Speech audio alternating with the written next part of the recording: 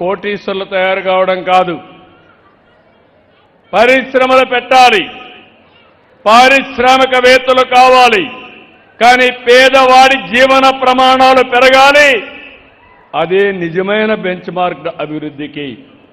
అందుకే నేను ఒక పక్క సంక్షేమ కార్యక్రమాలు ఇచ్చాం, ఇంకో పక్క డిపార్ట్మెంట్స్ అన్నిటికీ చెప్పి పేదవాళ్లకు అనుకూలమైన కార్యక్రమాలు. ఈరోజు డాక్రా సంఘాలు చూశారు, నేనే పెట్టాను. ఈరోజు డాక్రా సంఘాలు పోయిన సంవత్సరం 1,00,000 మంది పారిశ్రామికవేత్తలుగా ఎంఎస్ఎంఈలు పెట్టారు. ఈ సంవత్సరం 5 లక్షలు పెడతారు. రాబోయే సంవత్సరం ఇంకొక 5 లక్షలు. స్వయం అనే పేరుతో ఒక బ్రాండే పెట్టారు. మీరు ఉత్పత్తి చేసే వస్తువులు మీ ఊర్లో కాకుండా, మీ జిల్లాలోనే కాకుండా దేశమంతా అమ్మే పరిస్థితి, ప్రపంచమంతా అమ్మే పరిస్థితి తీసుకొస్తాం. ఇలాంటి అనేకమైన ఆలోచనలతో ముందుకు వచ్చినప్పుడు ఒక పక్క సంక్షేమం, ఇంకొక పక్క అభివృద్ధి.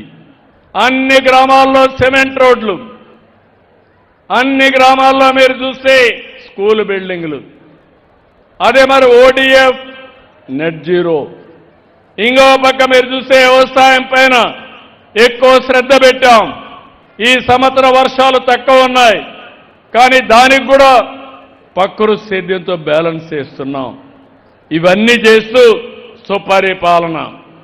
మీ దగ్గర ఒక ఫోన్ ఉంటే చాలు, ఎక్కడికి పోయే పని లేదు, ఎంఆర్ఓ దగ్గరికి అవసరం లేదు, కలెక్టర్ దగ్గరికి పోయే పని లేదు.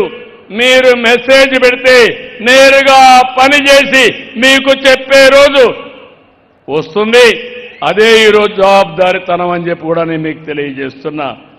నేను ఒక్క విషయం మీకు చెప్పాలి, ఇవన్నీ కూడా చేస్తూ 2 ఏళ్లలో విధ్వంసమైన ఆర్థిక వ్యవస్థని మళ్లీ దారిలో పెట్టాం. సంక్షేమాన్నిచ్చి 5 ఏళ్లు 1924 సంక్షేమ కార్యక్రమాలు ఇస్తున్నా, బటన్ నొక్కుతున్నా. నేను రోడ్డు కూడా వేయనని చెప్పి మాట్లాడారు. నేను అది మాట్లాడడం లేదు. ఒక పక్క సంక్షేమాన్ని ఇస్తాం, 2 సంక్షేమాన్ని ఇస్తాం, 2 అభివృద్ధి చేస్తాం. ఆ యాంగిల్లోనే మీరు చూస్తే అప్పటికి ఇప్పటికి రోడ్లు మారాయా లేదా అని మిమ్మల్ని అడుగుతున్నా. మారాయంటే గట్టిగా చెప్పండి, కూడా చెప్పండి మారిందని. ఇంకా నేను చేయాలి, చేస్తా. ప్రతి రోడ్డు అంతర్జాతీయ ప్రమాణాలతో రావాలి. నేషనల్ హైవేస్ అన్ని, స్టేట్ హైవేస్ కూడా ఆ స్థాయికి రావాలి. పంచాయతీరాజ్ రోడ్స్ కూడా వేసుకోవాలి. అందులో మనం వీక్గా ఉన్నాం, డబ్బులు కూడా తక్కువ ఉంది.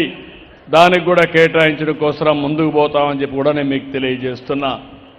ఇంకో పక్క ఇవన్నీ చేస్తా ఉంటే నేను పచ్చదనం, పరిశుభ్రత, స్వచ్ఛత, స్వర్ణ ఆంధ్రప్రదేశ్ అయితే ఇందులో రాజకీయ చెత్తను కూడా కడిగేయాల్సిన అవసరం ఉంది.